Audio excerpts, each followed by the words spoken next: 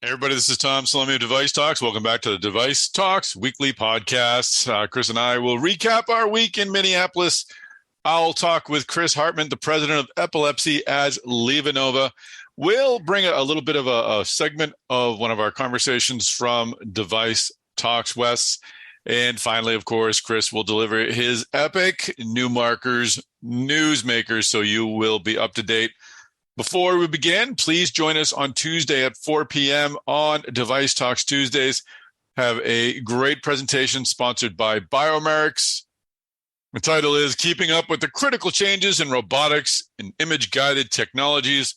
We'll have Jeff Penman, the president of Biomed Image-Guided Intervention.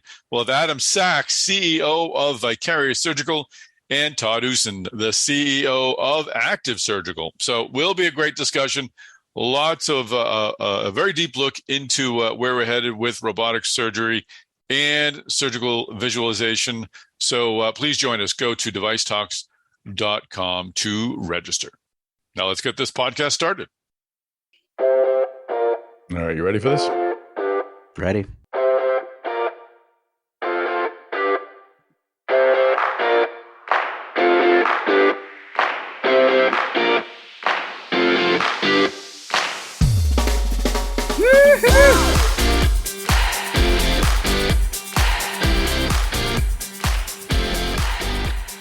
Chris Newmarker, how are you, sir? Doing well, Tom. Doing well. Gosh, we got to hang out this week some. I know. We were walking the floor at MD&M, Minnesota, and we were... MD&M Minneapolis. But yeah. Oh, thank you. Sorry, Minneapolis. Yes. Although, it does represent more than... But anyway, no, it was great to see folks. It was great to hang with some of our colleagues. And we ate about 17 pounds of steak at Manny's, which was outstanding. And appropriate, too, since, it's named after Manny Villafana. So there you go. That's why we went. All right. That's right. That and the tub of bread pudding, which I'm still having dreams about. That was fantastic. That was very decadent. Yes, That was great. And did your kids enjoy the hash browns, the leftover hash browns?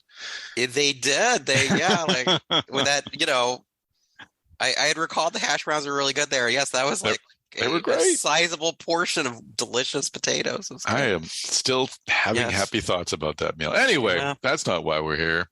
No, I'll do penance. I think I'm gonna roast some Brussels sprouts for lunch, but perhaps or something. That'll be good. I hit the Hilton Gym a little extra that next morning. So there you go. Good deal. Yeah, I paid my penance.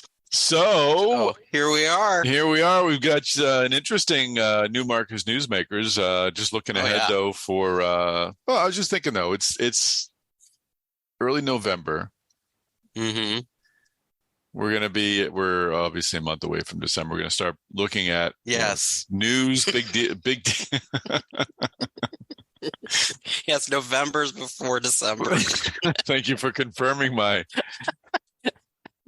theory. Yes, it's always good to have confirmation. We're going to start talking about news of the year pretty soon.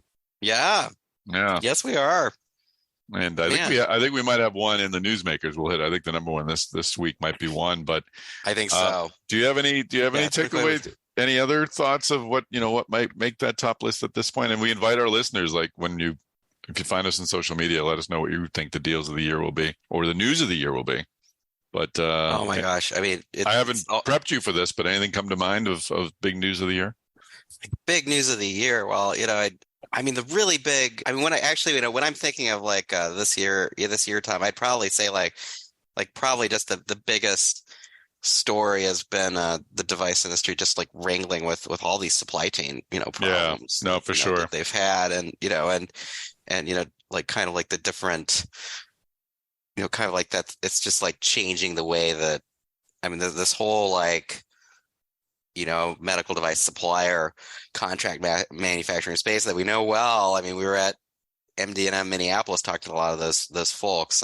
It's changing, and the device companies want even more capabilities out of them, and they want to base people at those suppliers, and I just think that space is changing going forward. So that's definitely one of the big stories that sticks out to me. And, and I think along those lines, it just kind of occurred to me as you were saying that.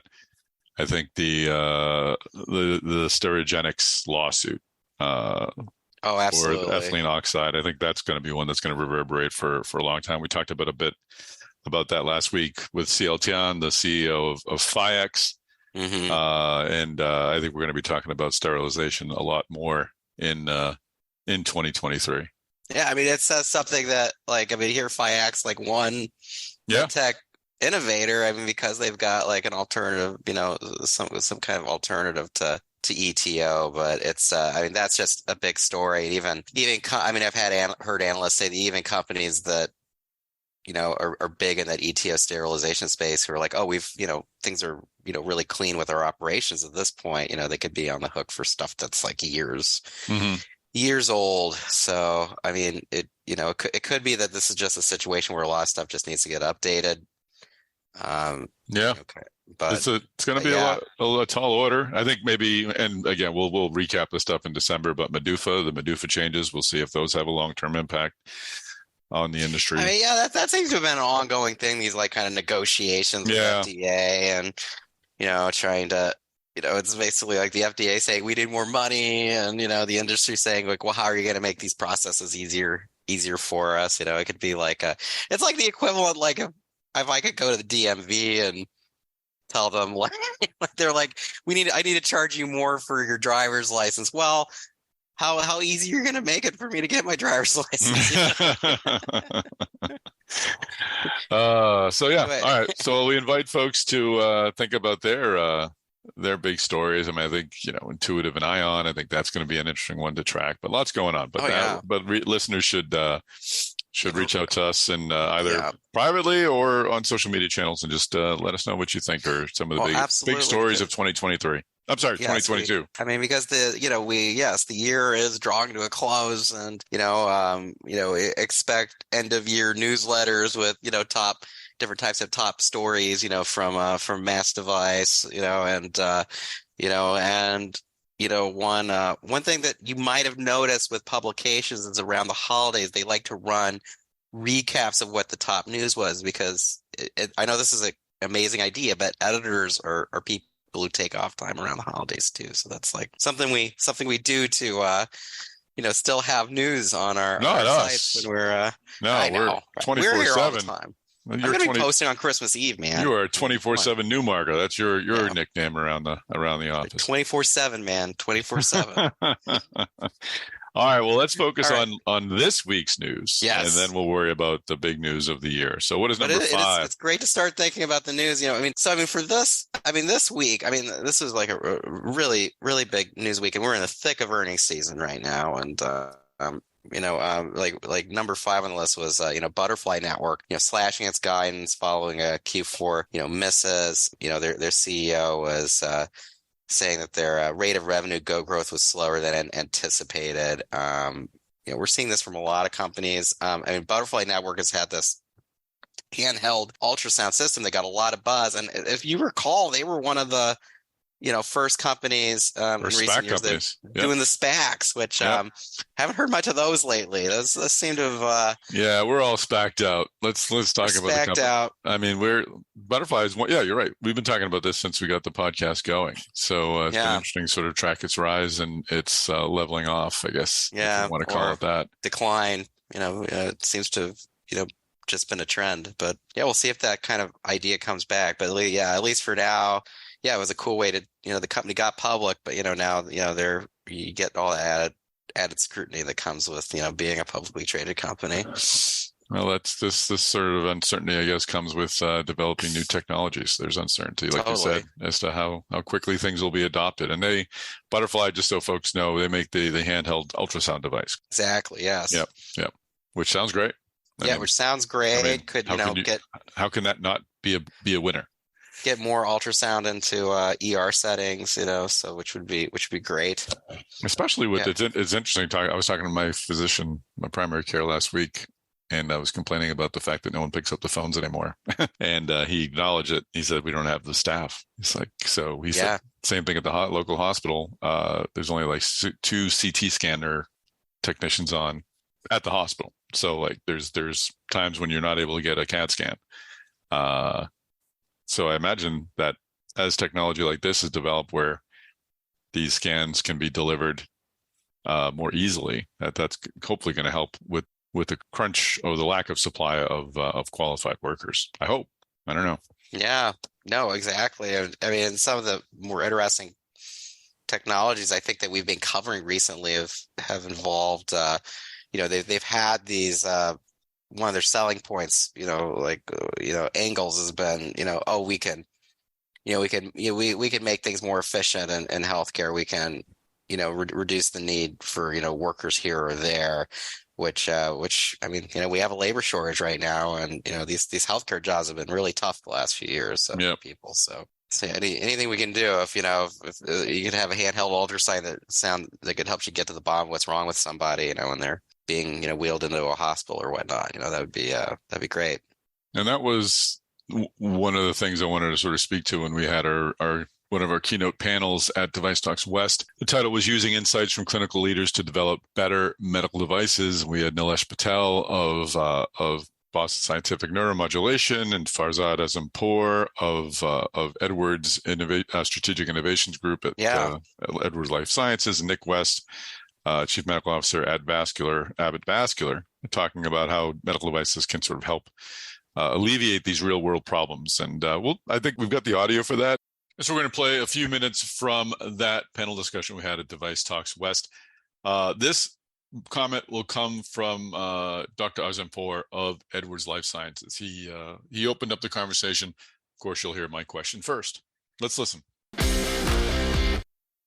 Do you all feel that the healthcare worker crisis that we're facing, is it something that hopefully will subside in a few years, or is this something that you're anticipating will be a long-term problem and something that devices that are released 5 to 7 years from now will have to solve that problem? So I have one perspective, and I can share it. So in our I run a fellowship program actually out of our group as well, where we bring in on a year rotational basis early career cardiologists and cardiac surgeons to learn our process, and then to go out and be good stewards of these relationships. And when they're done, they have to go back to the real world. So they have to find a job and go integrate back into society. And one of the struggles that even these incredibly talented pedigreed people have had going back into the world is that hospital systems, even though they're struggling, they're kind of making it work, and which is scary because they're making it work, and it's almost like that they're probably not. If they're going to try to stretch that out, they're not going to probably do the job to the same level of quality that they were before. So I think what we'll probably see is they'll try to get away with things and then realize that there may be a backfire. I don't know how long it's going to take for that stretch to happen, but that's a guess. And Dr. Patel, how about in the pain space? I mean, you deal with pain, you deal with depression, you deal with everything that goes along with it, dealing with a shortage of psychotherapists, and I might be going too far afield when it comes to medical devices, but are you seeing those same pressures with your specialists? Yes. So two things have happened. COVID intensified patients' pain. So if you look at the soft signals, there are more patients with mental issues as well as pain, almost 30% increase. At the same time, COVID also, at the beginning, restricted the number of physicians that were available, and you can see patients for first, face-to-face, etc. The good thing is human ingenuity steps in, right? When there is an unmet need, we figure out solutions. So telehealth was one piece of that solution, where people can access physicians and see doctors. Other things like on the education side, we've developed technologies that allow us to teach people globally without necessarily bringing them in for cadaver courses, etc. On the staffing side, there has been a shortage of staffing within the hospital systems. And again, we've been able to bring digital solutions to that so that we can manage patients much more efficiently. Pre-authorization portal is one example where we can unburden the physicians and the practices. We also have psychological clearance that's often done remotely. And so, the American ingenuity is there. If there's a problem, unmet need, we'll figure out ways to meet that need. How do you reach these patients? How do you manage them efficiently? And how do you maintain the therapy is something that we're able to come up with. And as I said, I continue to see innovation in these spaces so that we'll reduce the burden in terms of the requirement for people, etc. But there are digital solutions that are going to come in to fill that gap. Interesting. So, Dr. West, what sort of feedback do you bring back? You mentioned the problems you're seeing now. What is the process to which the situation, the situation on the ground is communicated back to product development, to engineers, to product managers, to people who are sort of planning the future? Are you involved in that process, bringing back that feedback? Give me some insight as to how Abbott and presumably other medical device companies handle it. Yes, I would certainly do that, but I'm going to do the politician thing. I'm going to answer a different question first. Oh, sure, go ahead. Which one would you like to pick? Well, so I do just want to go back to some of the things that my colleagues here have said about the landscape, because I think, make no mistake, the landscape has changed, and it's changed irreversibly. No one's going to flip a switch and it's going to go back to the good old days of how it was. Okay. That's not going to happen. And I think, as far as I was saying, what we need to do is continue to engage, and there are great signs of engagement with the FDA about rapid approval of devices, about the way that clinical trials can be performed in this setting to continue to generate the data, because many companies, luckily we weren't one of them, had big problems in completion of follow-up in continuing their clinical trials during the pandemic. But there are many, many mechanisms by which you can go about addressing that. The other thing I think, again, just to mention this, I think we've got to think as we go forwards about the solutions. As far as I've mentioned, people have been out, they're going back to hospital systems, they're trying to do a job. There is a question as to, because of the shorthandedness, whether quality will be the same. And I think that one of the things that we all have to do as physicians, being the voice of the patient in device companies, is ensure that we provide safe solutions, but also ones that can improve the ability of the physicians to deliver care. Now, that means make things simpler. One thing we heard very loudly about from the pandemic was that trainees were affected. Researchers were affected. They weren't seeing the same amount of cases. They weren't able to do their studies. So the knock-on effect of that, of course, is that today's doctors, tomorrow's doctors may not be as well trained as those 5-10 years ago. So we need to provide the tools that are going to enable them to still provide the same quality as their own expert. So, going back to your first question, having answered that one, it's very important to get grassroots feedback from physicians. Now, we do this in all kinds of ways, and as you're probably aware, and I think there'll be different mechanisms to different companies. Sometimes we solicit it.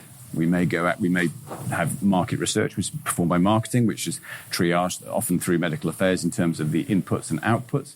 We'll hold advisory boards where we'll ask people, which may be either more generally medical, about techniques, the way that the landscape is moving. They may be much more in-depth than a hands-on R&D sort of testing and training.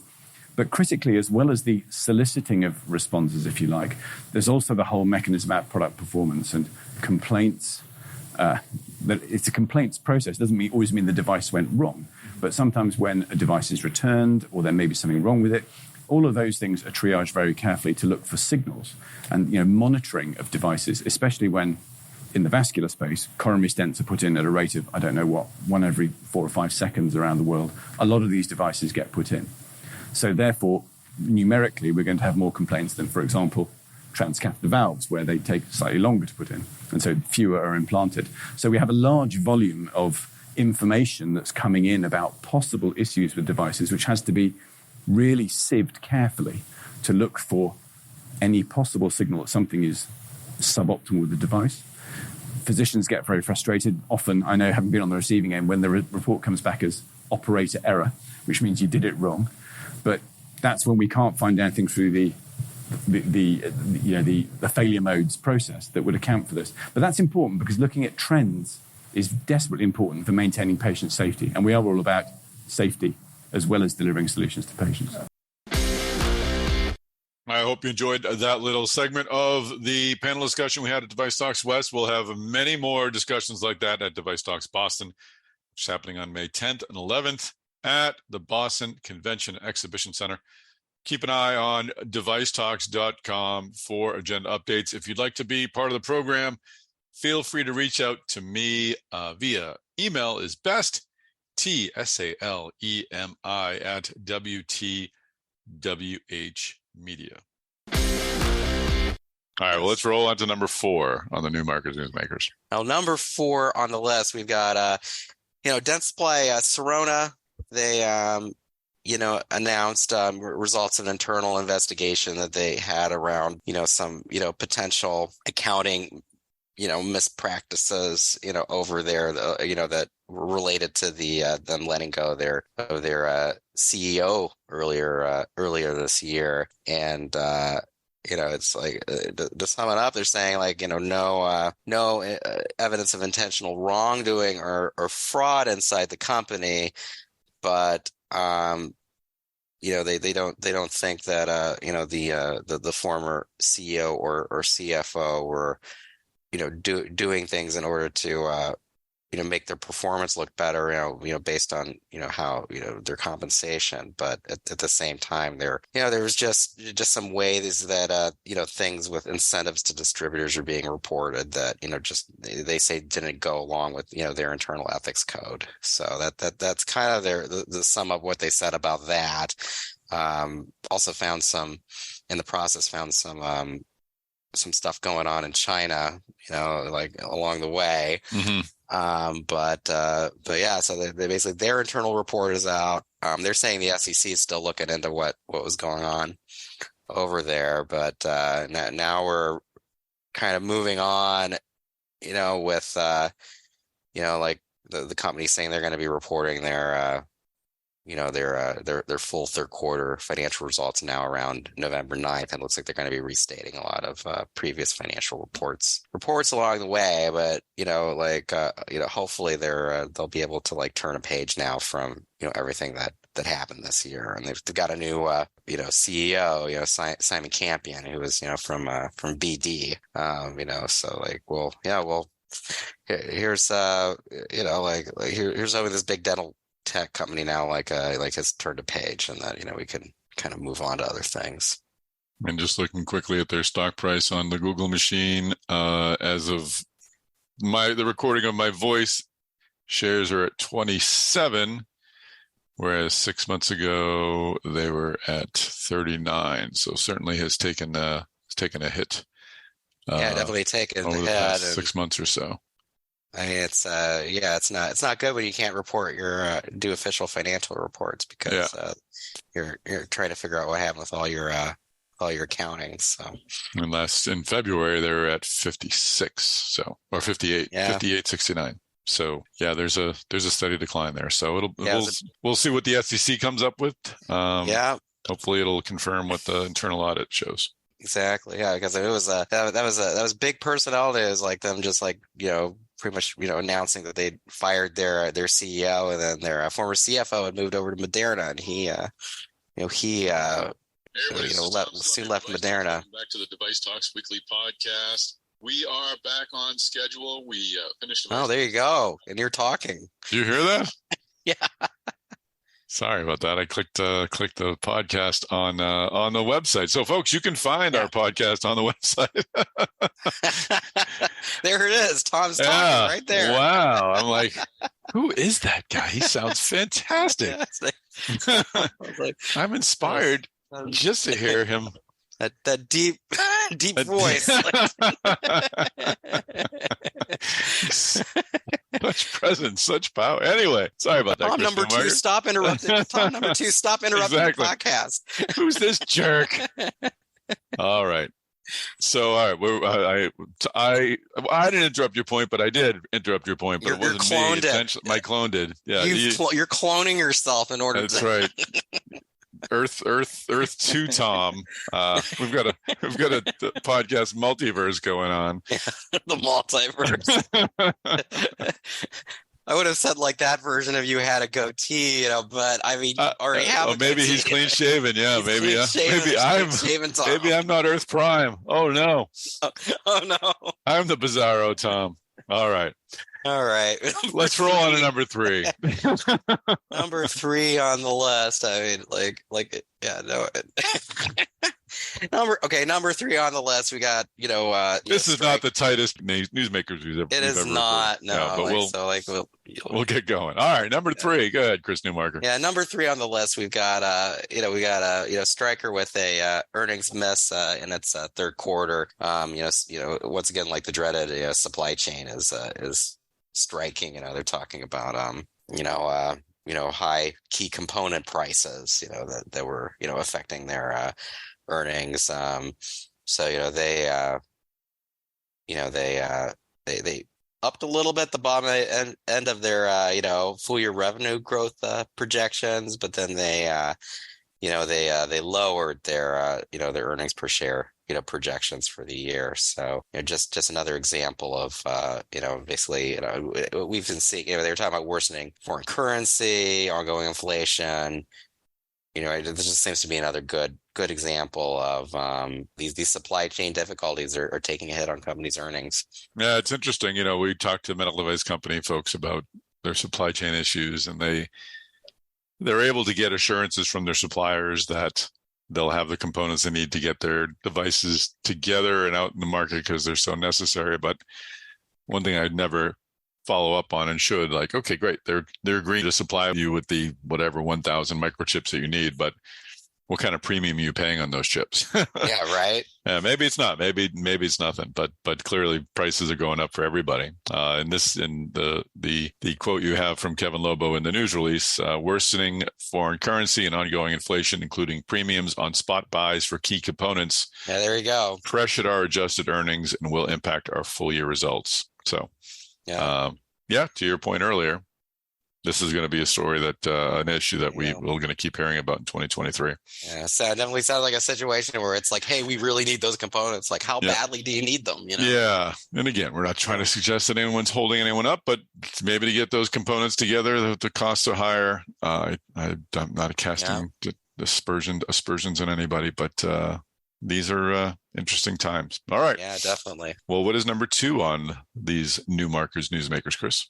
Well, number 2 on the list was our associate editor, Sean Hooley, had a really nice, extensive interview with Titan Medical CEO Carrie Vance.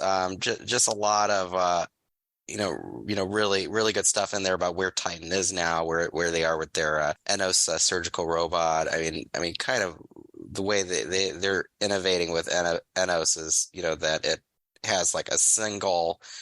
Basically, it has a, one single insertion tube that would, go into a incision in a patient, and then all these multiple arms, come out kind of like snakes out of this thing inside of somebody to do, and as well as a camera, to do a procedure. So, so being able to do all this work inside the body with just one single incision point. But he really he went through their technology a lot. And actually, one thing I thought was most interesting in the profile was him describing all the work they've been doing with Medtronic. And Medtronic had come in during the pandemic and struck a development deal with Titan. And definitely gave Titan some cash. Medtronic got some potentially innovative tools to use in some preclinical studies. But it sounds like another benefit that Titan got out of this too is that they got to really get a bird's eye view of how Medtronic does its preclinical work. And so they think that was an advantage as well, as they move forward with this with their own Enos system that they could it's pronounced Enos or Enos. I do not know. ENOS. So why don't we say? I would say Enos, but I could also say being Enos. Yeah, it must be Enos because it would be 2 ends. I think it was Enos. But anyway, as they move forward with their own surgical system, this is a good chance for them, they got some good expertise from they've gotten some good expertise from the Medtronic partnership to help them with the preclinical work on it. So it'll be exciting to see what happens next. But find out more on this article on Mass Device, titled Titan Medical CEO sees unique opportunity for the Enos surgical robot in an increasingly crowded field. I guess this is one of the benefits of naming your robotic surgical system after a famous author or artist. We know how to say those names pretty easily. That is true. Yeah. Da Vinci, Hugo. We don't say, is it Hugo or is it Da Vinci? No, we know what to say. So if I was just Googling it up and oh gosh, this is just making it worse. It's yeah. Step away from the Google it looks machine. Like it's like a person. It's like Adam's grandson in the book of Genesis. That's not going to help me. What's interesting is that, as Sean wrote, that Enos has a light camera and multiple arms that drive instruments by tableside instead of multiple arms coming from multiple directions. Right. Through multiple incisions, the arms, instruments, and camera enter the patient's body through a single tube, 25 millimeter insertion tube, which kind of reminds me a bit of Vicarious Surgical's approach, where they're trying to get like all of the devices. I think they go through a single tube, but they're really trying to like move everything right inside the body as opposed to having a lot of the machinery outside of the body. So that's going to be interesting to see how that develops. And one question we had with we have Adam Sachs of Vicarious Surgical coming up on DeviceTalks Tuesdays, this coming Tuesday, where we're going to be talking with him and Todd Usen of Active Surgical about sort of the future of robotic surgery and imaging, sort of how those two technologies are intermingling. That's sponsored by Biomed. Anyway, discussion we had with Adam Sachs in an earlier conversation was whether those robotic tools that are inserted into the body, whether those are reusable or not. Vicarious going forward, they're not reusable at this point, although he says they can be reused. They reuse them in testing, but they have not reused them yet in a clinic. They're not planning to have them reusable in a clinical setting at this point. Although if they needed to pivot in that direction, they would. So interesting. Yeah. So it's this surgical robotics field continuing to take shape. So we'll certainly keep an eye on that. It's a really it's the space. There's just more and more companies involved with it, and it's going to be interesting to see who kind of breaks out here, if someone's going to be able to really compete against Intuitive in this kind of like soft tissue robotics space. So absolutely. All right, well, let's roll into the big news that you have at number one. Number one on the list, we've got Johnson & Johnson. They are acquiring Biomed for more than $16 billion. So I mean, there's been a lot of talk that this big Medtech deal was on the way.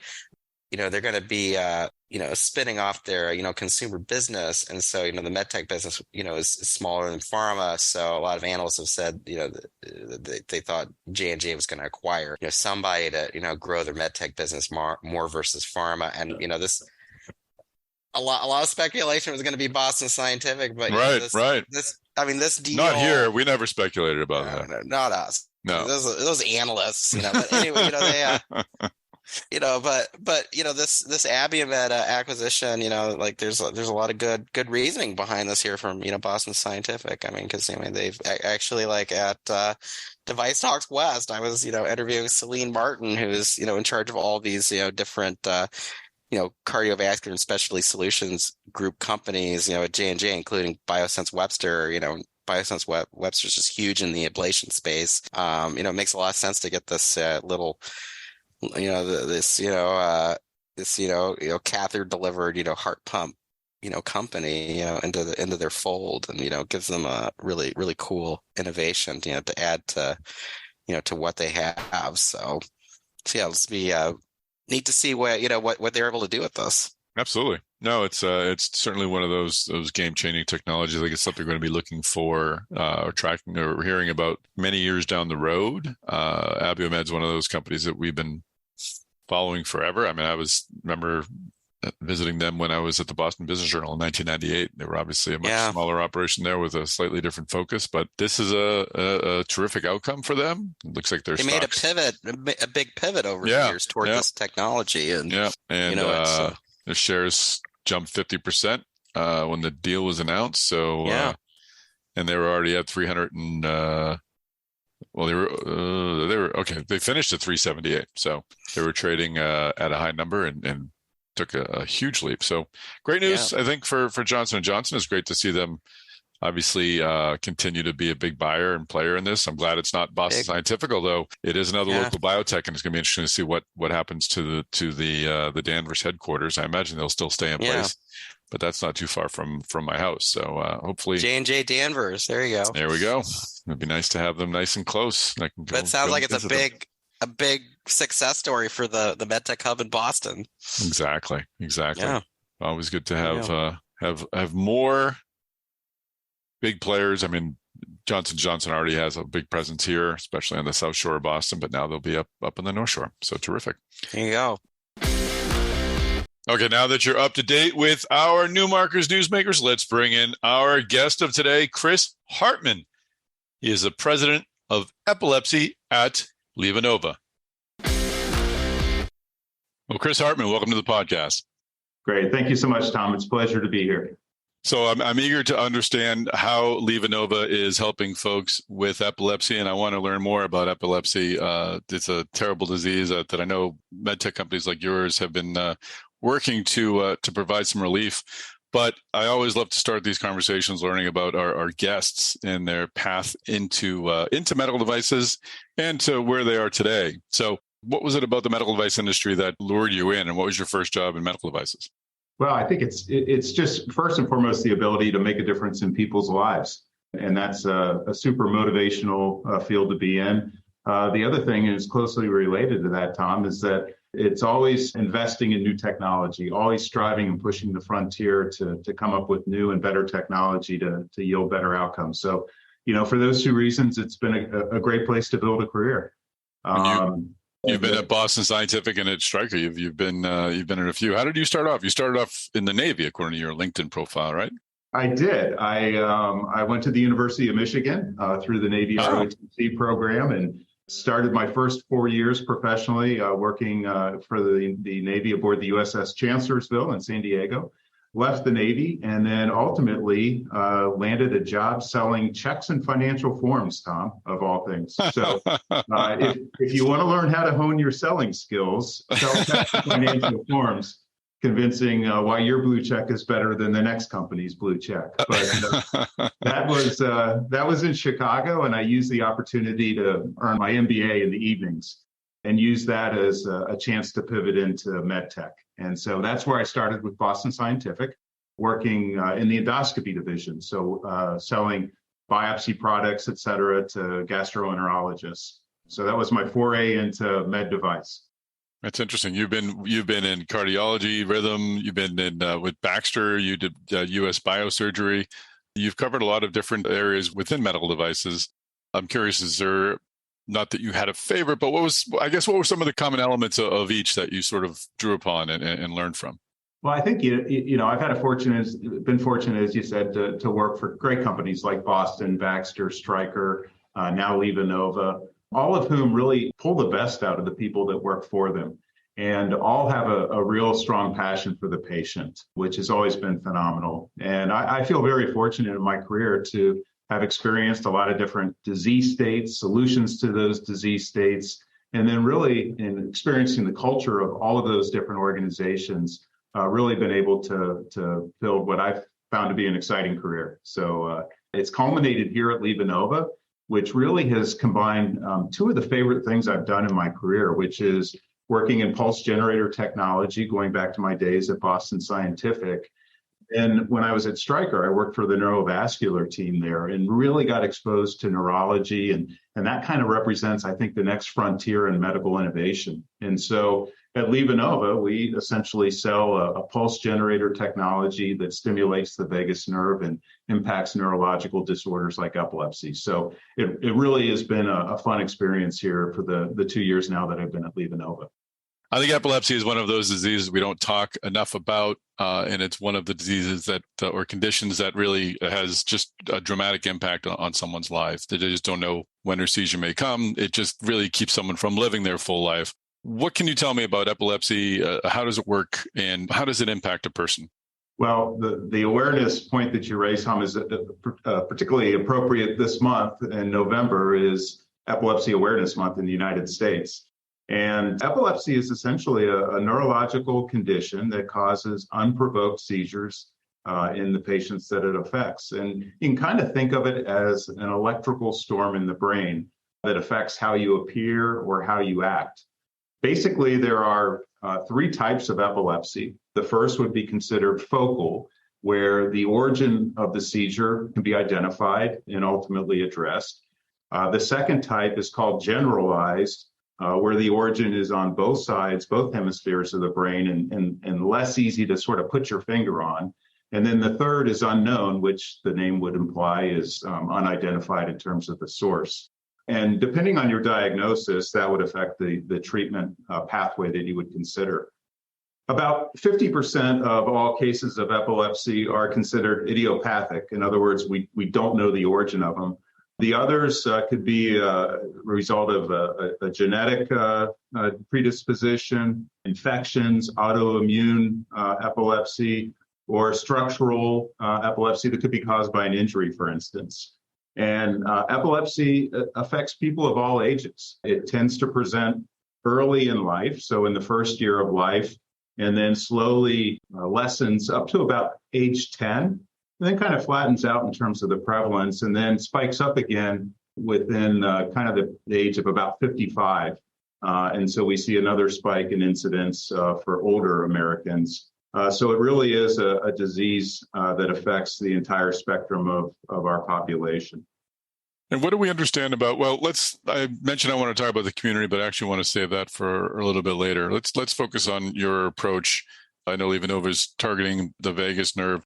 Talk a bit about how your device is attacking epilepsy or helping manage epilepsy. What is the importance of the vagus nerve? Yeah, you bet. Let me start with the vagus nerve first. So okay. The vagus nerve is one of the largest nerves in the body. It runs along the left and the right sides, connecting the brainstem, runs through the neck and chest and abdomen, and it helps regulate the heartbeat, breathing, sweating, and it also connects the stomach and the gut. So it plays an important role in controlling much of the body's digestive system as well. Many of the physicians we work with call it the miracle nerve because it does affect so many organs within the body. And so that's where we are able to introduce an electrical pulse. So our technology is essentially a pacemaker-like device, Tom, about the size of a pacemaker, implanted in the chest as you would a pacemaker. Our lead, however, we tunnel up into the neck, and then there's a helix that affixes it to the vagus nerve. And then we stimulate the vagus nerve with three different fashions. So first, there's a continuous pulse that we deliver, and that provides stability to the patient on an ongoing basis, 24/7. Additionally, if a patient finds themselves entering into a seizure, which we would call an aura, they get a sense that a seizure is coming, they actually can stimulate the device using a magnet. So they just put a magnet over the device, and that'll alert the device to start delivering additional current to ultimately suppress the seizure. So that's the second mechanism by which you can act. And then the third, on our latest technology, it actually monitors the heart, because in about 80% of patients, before they have an epileptic seizure, their heart rate increases. And so what the device is able to do is sense that tachycardic event and then introduce stimulation to try and suppress the seizure. Oh, interesting. So really, three different mechanisms of action for the device interacting with the vagus nerve. And then, as I said before, a seizure is essentially a kind of an electrical storm in your brain. And so what our technology does is it interrupts that storm by sending electrical pulses through the vagus nerve into the brainstem and ultimately into the brain. And that has the effect of reducing the severity of the seizure, reducing the incidence of seizure, and then also helping our patients with what we call post-ictal recovery, which is the time that it takes them after a seizure to kind of get back to feeling normal. Do the patients feel anything of the stimulation, any kind of sensation? Especially Yes. when the heart maybe triggers it to kick in, is there any sort of sensation for the person?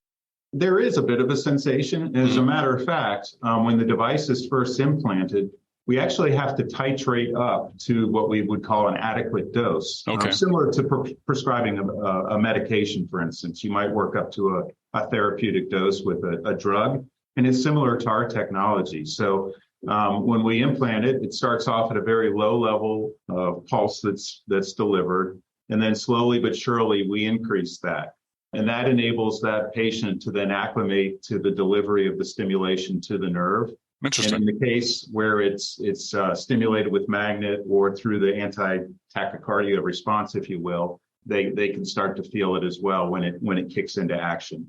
But normally they grow accustomed to it, and it just becomes a normal part of their life. So it's becomes in the chronic state very benign to the patient. Is it always running at that lowest level? And I'm just curious as to whether that's unusual to have a device running. If so, if it is doing this, to running constantly, and how does that work with battery and things like that? Is it able to hold a charge and to continuously run like that? Yeah, it's a great question. Again, very similar to a pacemaker. Yeah, So true. A pacemaker dependent patient has a pacemaker that runs all the time, just as our device does. It's not delivering the pulse, a constant delivery of energy. It regulates itself. So it's on and it's off throughout the course of a day with a cycle time. So, that's the basic mechanism of action or mode that it's in. Our batteries generally last about 4 to 5 years. Again, not too dissimilar from a pacemaker. And at that point, then the patient would undergo, again, a simple outpatient procedure to have the device itself replaced. The lead leads are for life, right? So that stays in place, and we would just replace the pulse generator. Again, very similar to what's done in the pacing industry. Interesting.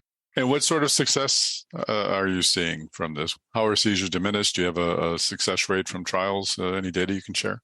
Yes, we do, as a matter of fact. So complete seizure freedom is what every patient is after, but as you'll find talking to experts in the field, it's very elusive.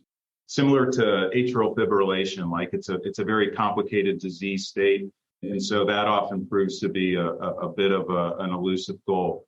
But we have found in our trials that about 8% of our patients will be seizure-free. Those are the fortunate ones that then, move on without having to worry about seizures again. Beyond that, we see that after about 13 months, 59% of our patients see a noticeable reduction in the number of seizures they have, and of course, the severity of those seizures. And then at about 3 years, we see that number jump up to 66%. So after about 3 years, we can say that 2/3 of our patients will realize a noticeable improvement in the number of seizures they have, the severity of seizures, and then again, that post-ictal recovery that we spoke about. We also hear anecdotally about just improvement in mood. And as you would imagine, there's a huge overlap in our patient population that suffer from epilepsy that then have challenges with depression and other disorders like that, just because of the weight of being inflicted with epilepsy. So by having that positive impact on the number of seizures, severity, the post-seizure recovery, that improves the mood of our patients. And so that's been another advantage that we've seen with the vagus nerve stimulation. Interesting. The ability to detect the rise in heart rate, is that a new function? I wasn't aware of that. I mean, I've heard of other approaches to where you're developing a so-called closed loop system where it can administer the therapy without the patients really having to do it themselves. How long has that been available? It was on our last generation, which we introduced about 5 or 6 years ago. Okay. So we've had it in the marketplace for a period of years. And, as I take a look at our product mix today, the vast majority of the products that we sell have that capability on board. So it's quite a popular feature right now. And, by definition, that does make our technology a closed loop in the sense that it's sensing and responding to a biological signal that's given. Sure. Interesting. And how is it, there's a connection to the heart or near the heart, or does the generator itself have a sensor in it that's able to pick up on the change in heart rate? The latter, the sense, it's got a sensor. So there's no additional connection put on or near the heart. it's done from the existing system, just the technology that's on board the can. I want to find out where we're going next with this, but let's talk for a moment about the community of people with epilepsy. As you mentioned, it comes with a lot of other complications, a lot of other conditions. How responsive are they to new technology? I guess I always look at the diabetes community as sort of an example of a community that's really engaged in device therapeutics that are being developed to provide some relief.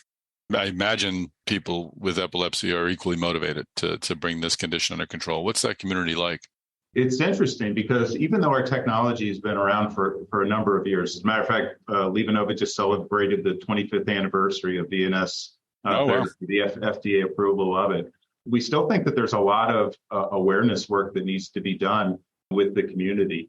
I think in general, unfortunately, and that's the importance of Epilepsy Awareness Month, is that for a variety of reasons, epilepsy remains a very private disease. People are sensitive about the fact that they may be susceptible to seizures. We as a society don't understand it very well. And so, that leads to a lot of folks that don't come forward and really explore solutions. And so, again, that's the importance of discussions like this to really bring it more into the forefront. In fact, we've seen even more of that, Tom, through the COVID years, where it's been even more difficult to access care. And our patients generally have been ones that haven't necessarily gone out and sought additional therapeutic options. But we do see that in the case of those that are motivated and working with educated clinicians, that they'll find their way past that next drug, if you will. So as we think about the prevalence of epilepsy in the United States today, there's about 3.6 million people with epilepsy today in the United States. About 2/3 of those, fortunately, will be able to manage their disease with the different medications that are in the marketplace from our pharmaceutical partners. Study after study over the last 30 years has demonstrated that consistently about 1/3 of all epilepsy patients will be refractory to medication, or what we call drug-resistant epileptics. And those are our patients. And for DRE patients, they start to explore alternatives to meds. That starts kind of in the least invasive modality with a ketogenic diet. Often that'll help control. Oh, really? Yeah, it's kind of interesting. Meeting with a physician from Johns Hopkins, who's a big advocate of that, and he's had quite a bit of success with that. At the far end of the non-pharmacologic solution spectrum, if you will, is invasive surgical procedures. So particularly in the case of the focal onset seizure that we described at the beginning of the conversation, where you can identify the source of the seizure, it might be able to be accessed and removed surgically. So that offers a lot of hope to patients. But as you would imagine, a little bit more of a traumatic pathway to go for some patients, particularly children. In between are device therapy options, and that's where VNS would reside. So we already discussed a little bit about VNS and the mechanism for action. There are two other device therapy options for patients: responsive neurostimulation and then deep brain stimulation, which has other applications for movement disorder, et cetera. So kind of as you're diagnosed as drug resistant after failing 2 meds, then you can start to evaluate things from ketogenic diet all the way through to surgical resection options. Interesting. So I didn't realize that was, so you're dealing with 1/3 of the population. I was going to ask about the treatment regimen. So what is next for LivaNova? What does the next generation of device look like, and what would you like it to do that you're not currently able to do? The biggest thing for me is to get into a connected ecosystem. Okay. So, you're very familiar with the cardiac rhythm management industry. They've been at this for years, and they've got that ecosystem established. We're moving in that direction. We just find ourselves just a little bit on the trailing edge of that particular group. So our next generation device will be Bluetooth enabled, and that'll provide a connected experience, connecting patient to physician to health system, potentially back to LivaNova, where we would ultimately monitor the device, look at things like battery longevity, but then over time, start to collect data that might correlate different programming settings in the device to certain outcomes that we could realize and monitor remotely. Our goal ultimately is to get to a point where we can have patient-specific algorithms established with the device that'll just really tailor the device performance to the needs of an individual patient. So within our epilepsy group, that's what we're really focusing on today. Additionally, we also have FDA and CE mark approval for difficult to treat depression. So we talked earlier, Tom, about how often there's a coincident comorbidity of depression along with epilepsy. We actually have a standalone indication for difficult to treat depression here in the United States and overseas. So that's an area of our business that we feel we can continue to grow in. Overseas, we have CE mark for the treatment of heart failure. We've noticed that when you stimulate the right side of the vagus nerve, the efferent pathway, it actually can have a parasympathetic response in the cardiac environment and could prevent progression of heart failure. So that's something that we're exploring clinically here with the trial in the United States. But as I said, we do have CE mark for that overseas. And then, beyond that, again, going back to just the anatomy of the vagus nerve, taking a look at all of the other organs that it touches, there are applications and a lot of interesting research being done today with vagus nerve stimulation therapy on digestive diseases like Crohn's or IBD. Inflammation, right? Work being done on migraine, stroke rehabilitation. So a lot of really interesting areas in relevant disease states that we could explore moving forward.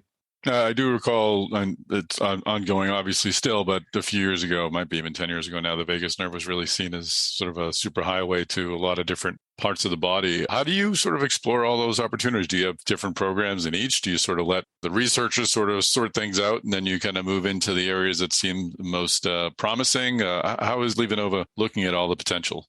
Probably like a lot of our colleagues in the med device space. So we have some organic research initiatives that we undertake here at the company.